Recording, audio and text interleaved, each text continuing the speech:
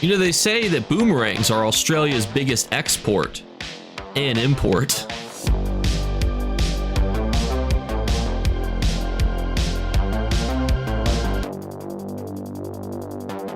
What's going on, YouTube? Update 46 completely changes the landscape for what is and isn't a good base game class, because now essentially you can take a skill line from any class. So you might be thinking to yourself, Jake, what is the point of a tier list if I could start out as a necromancer and then I could take a line of sorcerer and then take a line of warden? Well, there's actually a couple really important reasons.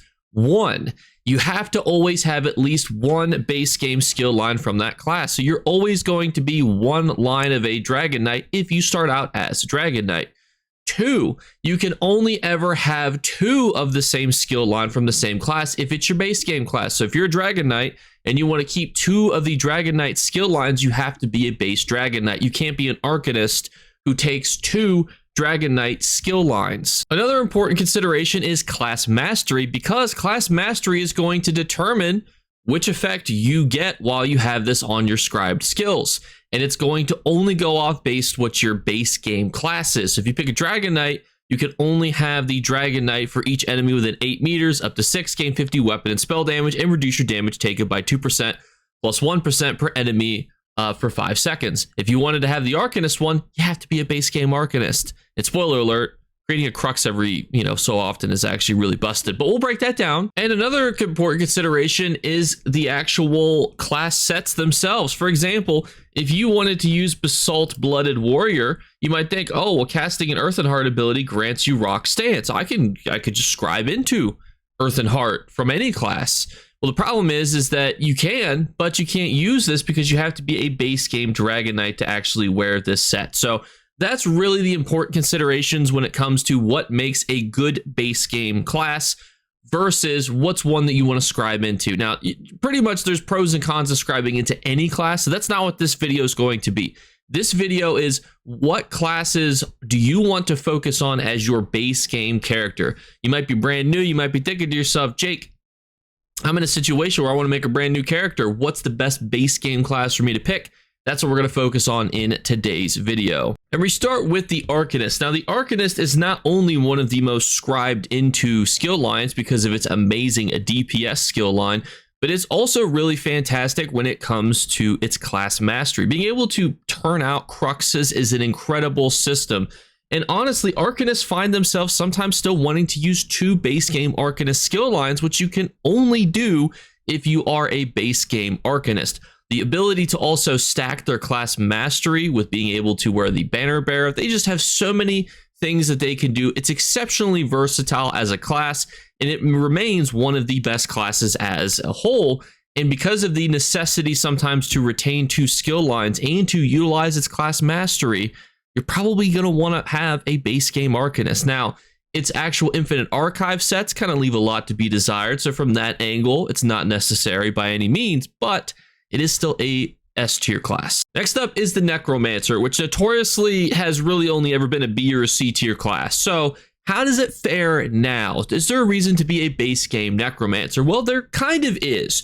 So for one, the Corpse Buster set from Infinite Archive is actually pretty good.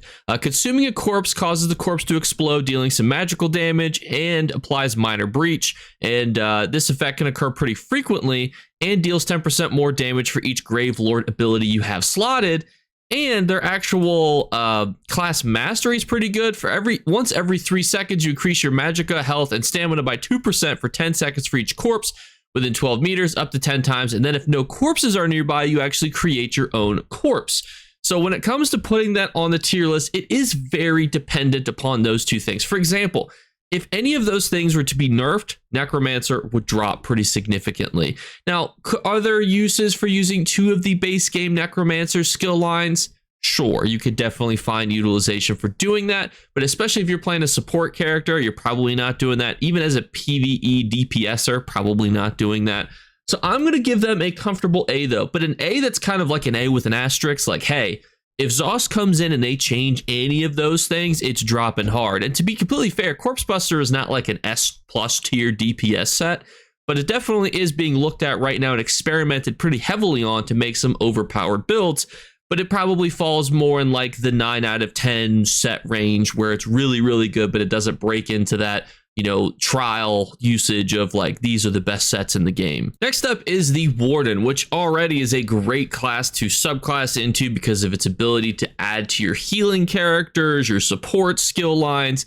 But how does it do as a base class? Well, the Warden, I would say, is in a weird spot because for one, its class mastery is really annoying. So it creates an 8-meter area for 2 seconds under your feet once every 8 seconds that snares enemies by 70% and charms them for 3 seconds.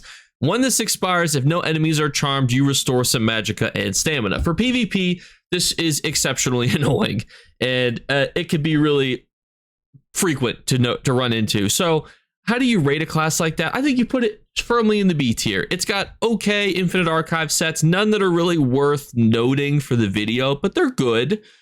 There might be niche situations where you want to run 2 skill lines from a Warden, but that's probably very rare these days.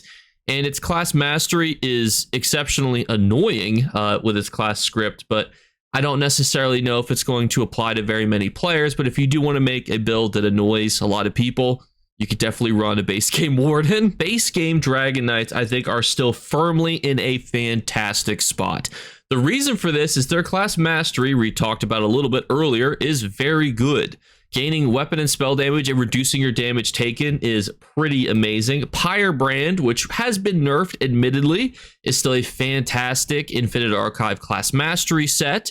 And overall, there's going to be tons of situations where you want to have 2 of the base game lines because they kind of synergize pretty well with each other. So being a base game Dragonknight is still a fantastic option. Or if you have a Dragonknight already, it is still fantastic to take 1 skill line from another class from. It definitely has a lot of pros to continue to be that base game Dragonknight. The Nighblade is in a very weird spot because in a sense, it's been significantly nerfed because now everybody has access to what it can do, essentially.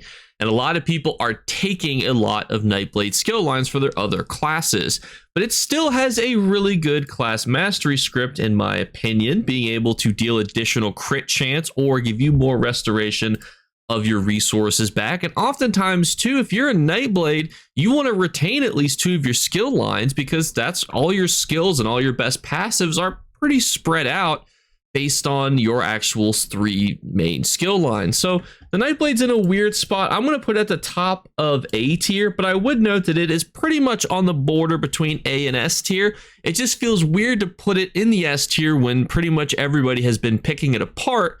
But if you think about it, a lot of traditional Nightblades want to remain base game Nightblades because they want to keep at least 2 of those skill lines. Next, we have the Templar, which the Templar just feels like it's in such a weird spot because I love taking this Templar skill lines, but why be a base game Templar when you can easily just take its 1 or 2 really good skill lines for your class and then just kind of move on?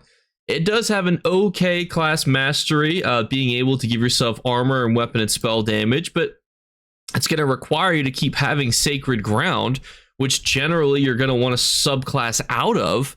So that's not really that good for you. It's Infinite Archive sets are really nothing to write home about. So yeah, Templars are great to steal if you want to steal from them, but why be a base game Templar? There's really not that good of a reason to. And finally, we have the Sorcerer. So the Sorcerer is in a weird spot because its class mastery is pretty good. But it's been in a weird situation. So for example, a lot of people, used to use this class mastery because it was like, oh, I can now get a bunch of shock damage to all enemies within range. But the problem is that now if you want to get the 5% health bonus from its passives, you have to have a pet. So you're having to do this weird decision making of, do I want to run pets? Do I not want to run pets? Monolith is certainly a decent Infinite Archive set. I think it's really good for solo content, but are you going to run that over a heavy attack build? Probably not. But it still has such really good things attached to it. For example, if you want to use really cool things, like its backbarred abilities where you can get a magicka bonus, you can get access to buffs and always have minor resolve. If you want to keep that and hardened ward, and if you want to use pets because a lot of people want to run pets, you're a haunting curse. You're gonna have to maintain at least that skill line. But then it's like, well, if you want to be able to streak and use lightning fury as an execute, and then on another skill line, if you want to use things like crystal frags, everybody loves crystal frags, you're gonna have to have at least 2 skill lines. That's where Sorc is. It's in the same boat as the Nightblade, but I would say it's a little bit better than the Nightblade because it just has slightly better class mastery and it just slightly has better infinite archive sets. The infinite archive sets for the sorcerer are better than the Nightblades, and it's in a situation where, yes, a lot of people are skeletizing the sorcerer. They're streaking, or they're stealing their passives, you know, to use things like Hardened Ward. Even the Hardened Ward has gone the way of the dodo, in my opinion, but that same skill line gives you a max resource buff, which is pretty helpful. Or they're using, you get the other skill lines to get things like crystal frags, because who doesn't want to be able to shoot, you know, crystal frags like a machine gun? To me, that's why it just edges out the Nightblade. And this is where I would leave the class tier list for this video. It's a bit of a difficult thing again to rate because you're kind of trying to compare all types of content into one video. But the nice thing is when it comes to support, oftentimes support, you know, they're just taking one of the best skill line from each class. And I think there's still a lot of mixing and matching. It's being worked on, you know, behind the scenes to see what's the best. But generally, it's just going to be the healers are going to take one healing line from every class. They might be a Templar that takes, you know, one from the Warden, for example. But you don't necessarily need to worry too much about being a base game Templar. And realistically, most people are going to be a base game Arcanist, even for support, because the Crux system. If you're not a base game Arcanist, you can't utilize the class mastery Crux system as well as other people. So you're probably just going to be a base game Arcanist for most support roles, in my opinion, but there's definitely a lot of room to experiment. But everyone, I hope this video was helpful because, again, a lot of people have been thinking, Jake, what's the purpose of being any class? Well, there is still a purpose, and hopefully we flesh that out in this video. And as always, feel free to do your own research. I'll try to make very condensed videos for you guys, but here, you know, obviously are all the infinite archive sets.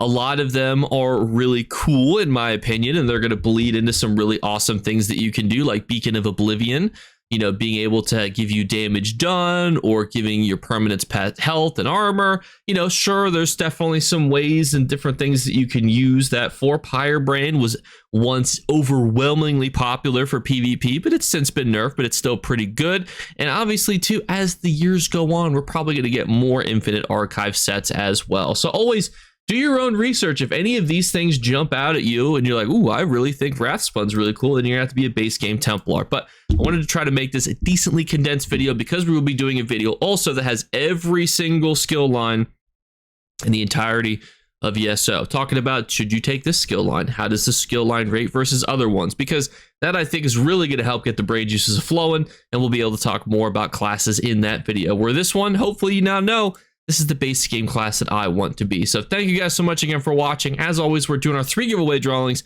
All you need to do to enter is leave a comment in the comments below / like on the video. Second thing is just make sure you subscribe. We're on the road to 32,000 subscribers. We are less than 300 subscribers away, so please hit the subscribe button. And we hid a hidden word on this video, but it's very well hidden. So the first person to comment it in the comments below will win. But I'll warn you, this one's really well in the deeps, but it could be anywhere the entirety of YouTube. So thank you guys so much again for watching, and I'll catch you guys later. Bye, guys. You better remember to like and subscribe to Jakeclips. Or you should. I might have to pluck your eyes if you don't. Or, better yet, I'll skip rope with your entrails. Do it now. Subscribe. Ta-ta. Off with you.